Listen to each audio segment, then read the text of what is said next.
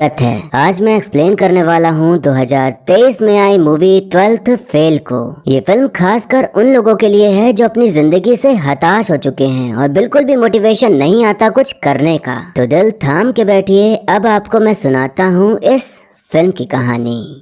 तो मूवी की शुरुआत में हम चंबल के रहने वाले मनोज नाम के एक लड़के को देखते हैं जो कि अपनी 12वीं की परीक्षा पास करने के लिए चिट बना रहा होता है। जिस विद्यालय में वो पढ़ता है वो एक विधायक का है जो कि खुलेआम बच्चों को चीटिंग कराता है। पूरे गांव में विधायक का ही राज चलता है और उन्हीं के कहने पे सब होता है। हम देखते हैं कि घर में एक सरकारी आदमी आता है मनोज के पिताजी का सस्पेंशन लेटर देने। बात यहाँ ये थी कि चौहान साहब ने बीज वितरण की फाइल पर साइन करने को कहा था, लेकिन पिताजी ने किए नहीं, ये कहते हुए कि सारे बीज तो विधायक के यहाँ जा रहे हैं, तो घपलेबाजी की फाइल में साइन क्यों करूं। इस बात पर दोनों में बहस हो गई और पिताजी ने विधायक की दलाली के लिए चौहान पर चप्पल बरसा दी। तो पिताजी की ईमानदारी उनके सस्पेंशन की वजह बन गई। अगले दिन पूरी तैयारी के साथ गया था मनोज परीक्षा देने, लेकिन तभी वहां आ धमकते हैं डीएसपी दुष्यंत जो कि चीटिंग बंद करा देते हैं। वो बहुत ईमानदार और वफादार थे अपनी नौकरी के प्रति, तो घूसखोरी भी उनके सामने नहीं चलती। पिताजी फैसला करते हैं कि इस भ्रष्टाचारी के खिलाफ वो हाई कोर्ट में केस लड़ेंगे।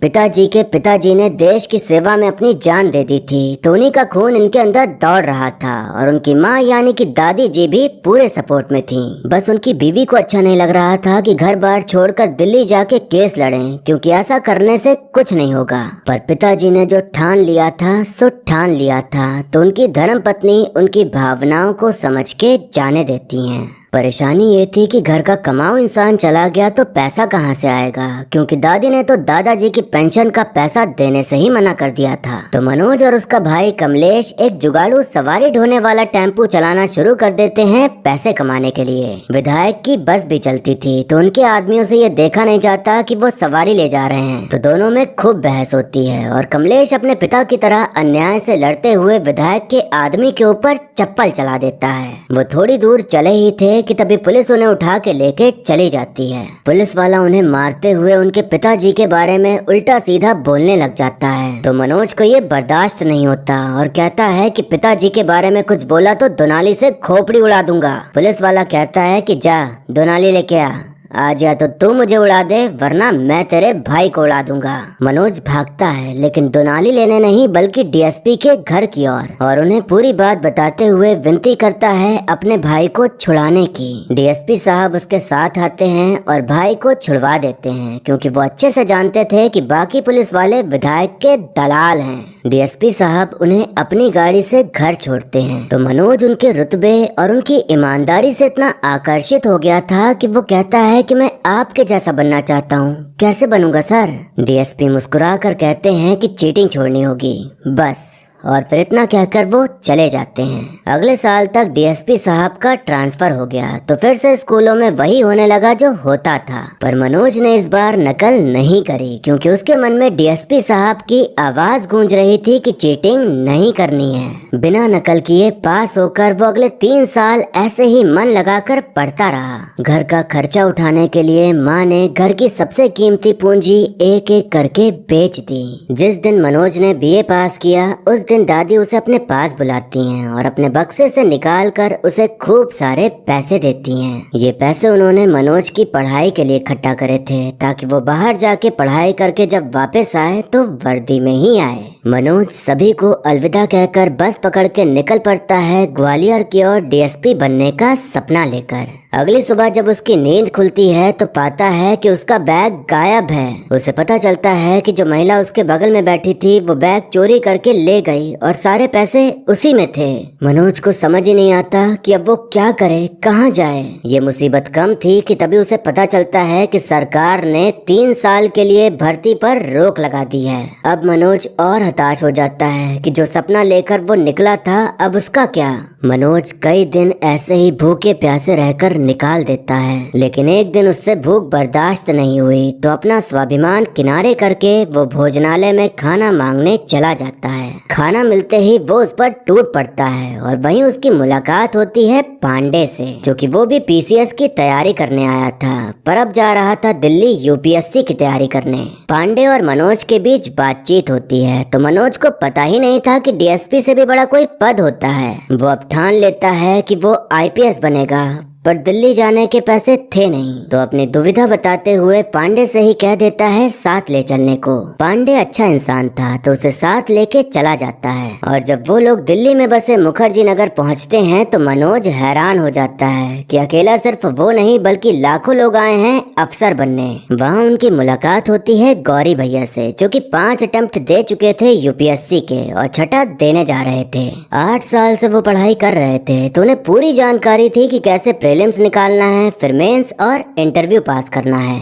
अब दिक्कत ये हो जाती है कि वो अपना छठा अटेम्प्ट भी नहीं निकाल पाते और अब अफसर बनने के उनके सारे दरवाजे बंद हो जाते हैं। पांडे को लगता है कि वो एक हारे हुए को गुरु बनाकर चल रहा था, तो वो उनका साथ छोड़ के अंग्रेजी मीडियम वाले के पास चला जाता है जिसका सिलेक्शन हो गया था। गौरी भैया फिर भी हार नहीं मानते और वहीं खोल लेते हैं रीस्टार्ट नाम की चाय की दुकान। ये सोचकर कि हम नहीं बन पाए तो क्या हुआ, हमारे जैसा कोई और बन गया तो यही सोचेंगे कि हम भी बन गए। मनोज को पैसों की तंगी थी तो वो एक लाइब्रेरी में काम करना शुरू कर देता है, पर चाहे झाड़ू लगाना हो या बाथरूम साफ करना, वो हर काम करता था और समय निकालकर वहीं पढ़ भी लेता था। मनोज अपनी तरफ से खूब मेहनत करता है, पर अफसोस कि वो अपने पहले अटेम्प्ट में प्रीलिम्स भी पास नहीं कर पाता। गौरी भैया समझाते हैं कि उदास मत हो, फिर से रिस्टार्ट करो। मनोज गौरी भैया के काम में भी मदद कर दिया करता था, तो एक दिन वो चाय लेके अंग्रेजी मीडियम वाले ग्रुप में पहुंच जाता है जहां सबके गुरु थे आईएएस ऑफिसर दीप मोहन। पांडे उन्हीं का चेला बन गया था और दीप मोहन मनोज को चाय वाला समझ लेता है। तभी पांडे बताता है कि वो चाय वाला नहीं है बल्कि वो भी यूपीएससी स्टूडेंट है। तब दीप मोहन उस पर दया दिखाने लगता है, पर भोला मनोज कुछ समझ नहीं पाता। अब एक दिन पांडे अपने दोस्तों के साथ बैठा मनोज के बारे में बता रहा होता है, तो एक मित्र कहता है कि मुझे ये समझ नहीं आता कि ये लोग भेड़ बकरियों की तरह यहाँ पढ़ने तो आ जाते हैं, लेकिन फिर ऐसे ही छोटे मोटे काम में लग जाते हैं। कम से कम देश के संसाधन तो बर्बाद ना करें और मान लें कि नहीं बन सकते अफसर तो नहीं बन सकते। गौरी भैया वहीं खड़े सब सुन रहे थे, तो वो कहते हैं कि सही बात है, बिल्कुल चले आते हैं भेड़ बकरियों की तरह बसों और ट्रेनों में भर भर के, कुछ नहीं होता इनके पास। गरीब होता है इनका बाप, कोई सब्जी बेचता है, कोई ट्रक चलाता है, तो कोई झाड़ू लगाता है। नहीं पढ़ा पाता एक बाप अपने बच्चों को महंगे स्कूल कॉलेज में, नहीं रख पाता कोचिंग के पैसा इनके जेब में, लेकिन पता है फिर भी ये लोग खाली हाथ नहीं आते, जज्बा लेके आते हैं कि ये लोग भी ना एक दिन आईएएस पीसीएस बनेंगे। किसी लाइब्रेरी में झाड़ू लगाना पड़े या किसी का टॉयलेट साफ करना पड़े, ये पीछे नहीं हटते, हार नहीं मानते। बड़ा पक्का होता है इनका जज्बा, और ये जज्बा होता है ना इनका, वो किसी महंगे स्कूल कॉलेज में पढ़ने से नहीं आता है, ये आता है करोड़ों हिंदुस्तानियों की उम्मीद से, और यही इनका पूंजी होता है। हार जीत सब लगा रहता है, लेकिन जिस दिन हम में से किसी एक का जीत होता है ना, तो हिंदुस्तान के करोड़ों भेड़ बकरियों का जीत होता है। अब की बार मनोज अपने दूसरे अटेम्प्ट में प्रीलिम्स पास कर जाता है, जो कि उसके लिए बहुत खुशी की बात थी। पांडे पास नहीं हो पाया था, लेकिन मनोज की खुशी में खुश था। अब मेंस की तैयारी करने के लिए मनोज एक कोचिंग सेंटर जाता है एडमिशन लेने। पैसे ज्यादा थे नहीं तो वहाँ का काम करके पढ़ने की डील कर लेता है। उसे वहाँ आईएएस दीप मोहन की फोटो दिखाई पड़ती है, तो वो कहता है कि ये इस कोचिंग से पढ़े नहीं है तो उनकी फोटो यहाँ क्यों लग रही है। कोचिंग की मालकिन की बेटी जाया कहती है कि कभी किसी बड़े फिल्म स्टार से मिले हो, तुमको क्या लगता है कि वो वही तंबाकू खाते हैं जो बेचते हैं? नहीं, एडवर्टाइजिंग कहते हैं इसे। दीप मोहन की फोटो लगाने के लिए हमने उसे लाख रुपए दिए हैं, समझे? तभी वहाँ पर श्रद्धा नाम की एक लड़की आती है एडमिशन कराने, तो मनोज उनके सामने सब बक देता है, क्योंकि वो अपने पिता की तरह बेईमानी के सख्त खिलाफ था। मनोज और श्रद्धा के बीच बातचीत होती है, और जब श्रद्धा को पता चलता है कि मनोज ने खुद से पढ़कर प्रीलिम्स निकाला, तो वो उससे काफी इम्प्रेस हो जाती है। मनोज बहुत खुश था, क्योंकि पहली बार किसी लड़की ने उसका नाम पूछा, और कई दिनों तक वो उसी के बारे में सोचता रहा। एक दिन श्रद्धा उसे ढूंढते हुए लाइब्रेरी तक आ गई। श्रद्धा ने उसके हाथ में इंजीनियरिंग की किताब देखी तो उसे लगा कि उसने इंजीनियरिंग की है। बेचारा मनोज उसे देख उसमें इतना खो गया कि उसने उसकी गलतफहमी को दूर भी नहीं किया। श्रद्धा मसूरी की रहने वाली थी और उसे डिप्यूटी कलेक्टर बनना था, इसलिए यहाँ पढ़ने चली आई। दरअसल वो डॉक्टर की पढ़ाई करके एक हॉस्पिटल में इंटर्नशिप कर रही थी। फिर एक दिन एक केस आया दहेज के चक्कर में औरत को मार डालने का। FIR में मौत का कारण एक्सीडेंट बताया गया। उसने सोचा कि अगर उसके पास पावर आ जाए तो वो इन चीजों को बदल देगी। तभी से उसने ठान लिया कि वो डॉक्टर नहीं डिप्यूटी कलेक्टर बनेगी ताकि समाज में बदलाव ला सके। श्रद्धा सोच रही थी कि वो लाइब्रेरी में सिर्फ पढ़ाई करता है, पर जब उसे पता चलता है कि वो वहीं पर काम करता है तो भी वो उसे बिल्कुल भी जज नहीं करती। मनोज को एक बुक पसंद आती है जो कि APJ अब्दुल कलाम के ऊपर थी, लेकिन पैसों की तंगी होने की वजह से वो नहीं ले पाता। श्रद्धा ये देख लेती है तो वो उसके लिए वही बुक खरीद के लाकर उसे दे देती है। तो इस सीन से आप थोड़ा बहुत समझ ही गए होंगे कि श्रद्धा का मनोज के प्रति कैसा व्यवहार था। जिस कोचिंग में श्रद्धा पढ़ती थी मनोज भी उसी में जाने लगा था। तो एक दिन सर इंजीनियरिंग से जुड़ा कोई सवाल करते हैं तो श्रद्धा कहती है कि तुम्हें तो आता होगा ना, बताओ ना। तभी उसके सामने खुलासा होता है कि मनोज ने इंजीनियरिंग नहीं की है, जिस बात से उसे बहुत बुरा लगता है कि मनोज ने उससे झूठ बोला। अगर उसने गलत समझ भी लिया था तो उसने सही भी नहीं किया।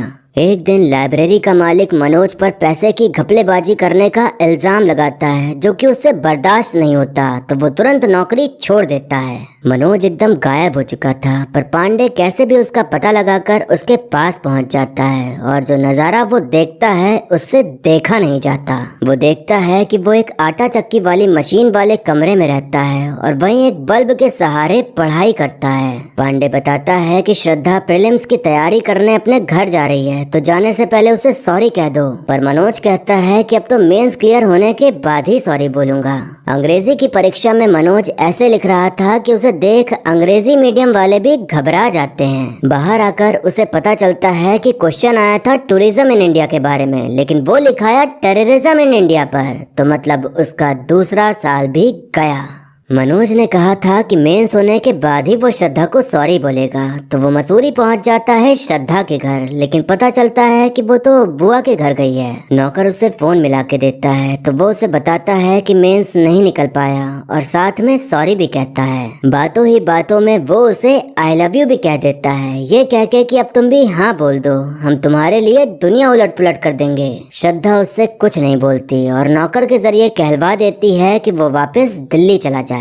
मनोज वहां से निकलकर अपने गांव जाता है तो पता चलता है कि उसकी दादी अब नहीं रही। दादी ने ही मना किया था पिताजी और मनोज को कुछ भी बताने से, ताकि दोनों अपने लक्ष्य से भटके ना। मनोज को बहुत दुख होता है कि आखिरी बार उनसे मिल भी नहीं पाया और ना ही अब तक उनका ये सपना पूरा हो पाया उसे वर्दी में देखने का। अब घर संभालने की भी जिम्मेदारी लेते हुए मनोज वापस आकर आटे चक्की में और भी ज्यादा काम करने लगता है। दिन भर काम करता और रात भर पढ़ाई। अब एक दिन पिताजी मनोज से मिलने चले आते हैं। उन्हें अपने बच्चे की दुर्दशा देख बड़ा दुख होता है कि वो किस हालत में रह रहा है। पिताजी कहते हैं कि गांव वापस चल, घपलेबाजी कर लिया करेंगे, उसी से पैसे कमाएंगे। पिताजी अंदर से हार गए थे, ईमानदारी की लड़ाई लड़ते लड़ते अंदर से टूट चुके थे। उन्हें यकीन हो गया था कि हम जैसे लोग बस लड़ाई लड़ते लड़ते मर जाते हैं बस, और बदलता कुछ भी नहीं। मनोज उन्हें एहसास दिलाता है कि उन्होंने किस ईमानदारी से अपनी जिंदगी जी है और हमें भी उस तरह जीना सिखाया है, तो हार नहीं मानना है। आप बिल्कुल मत घबराइए, मैं संभाल लूंगा, आप लड़िए, बस मैं आपके साथ हूँ। इस दिन के बाद से मनोज दिन रात एक कर देता है। 15 घंटे काम करता, 6 घंटे पढ़ता और सिर्फ 3 घंटे सोता। एक दिन श्रद्धा वापस आ जाती है और मनोज से माफी मांगती है कि उस दिन बहुत गलत तरीके से बात की। तुमने एकदम से बोला तो मुझे समझ नहीं आया कि मैं क्या कहूँ। मैंने तुरंत 1 मिनट बाद वापस फोन किया था, पर तुम जा चुके थे। मनोज कहता है कि मुझसे उस तरह से बात करने के लिए शुक्रिया। प्यार मोहब्बत के लिए टाइम कहाँ है, बहुत जिम्मेदारियां हैं मुझ पर। अब मैं सीधे अपने प्रीलिम्स के बाद ही मिलूंगा, जो कि 9 महीने बाद था।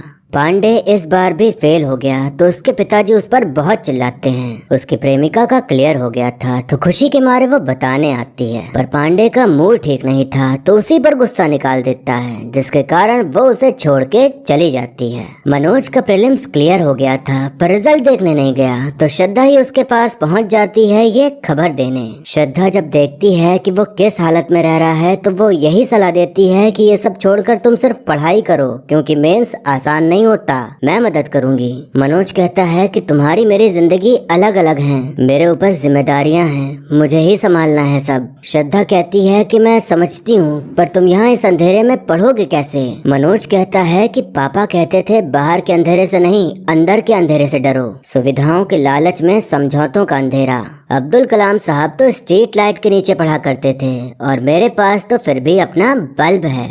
मनोज जोश से तो भरा हुआ था, लेकिन एग्जाम पास करने के लिए प्रैक्टिकल होना भी जरूरी था, जो कि वो था नहीं, जिसके कारण वो अपने तीसरे अटेम्प्ट में भी फेल हो जाता है। पर श्रद्धा उसका हाथ पकड़े अभी भी उसके साथ थी। तभी वहाँ नशे में पांडे मनोज के पास आता है और कहता है कि अगर श्रद्धा मनोज से नहीं मिलती तो शायद मनोज पास हो जाता। बेटा कुछ बन जाओ वरना छोड़ के चली जाएगी ये। मुझे भी तो छोड़कर चली गई ना, क्योंकि मैं लूजर हूँ। जब 10-12 साल बाद ये वापस आएगी और तुम कुछ भी नहीं होगे तो ये तुम्हारे साथ नहीं रहने वाली। ये सारी की सारी लड़कियां ना एक जैसी होती हैं, लूजर्स के साथ कोई नहीं टिकता भाई। श्रद्धा रोते हुए वहाँ से जाने लगती है तो मनोज उसे रोकता है। तो श्रद्धा कहती है कि तुमने उस दिन कहा था कि मैंने अगर आई लव यू बोल दिया तो मेरे लिए दुनिया पलट दोगे। मनोज आई लव यू, अब जाओ पलट दो दुनिया। मनोज भागते हुए आईएएस दीप मोहन के पास जाता है टिप्स लेने कि आखिर उसका मेंस क्लियर क्यों नहीं हो पा रहा। दीप मोहन कहता है कि टाइम मैनेजमेंट करना होगा, एक सवाल को सिर्फ 9 मिनट देना होगा। वो 9 मिनट तक अपने बारे में लिखने को कहता है तो मनोज सोचता है कि ये तो आसान है, पर जब लिखने बैठता है तो 100 शब्द भी नहीं लिख पाता। दीप मोहन कहता है कि बुरा मत मानना पर तुमसे नहीं हो पाएगा। गौरी भैया कहते हैं कि ऐसे कैसे बोल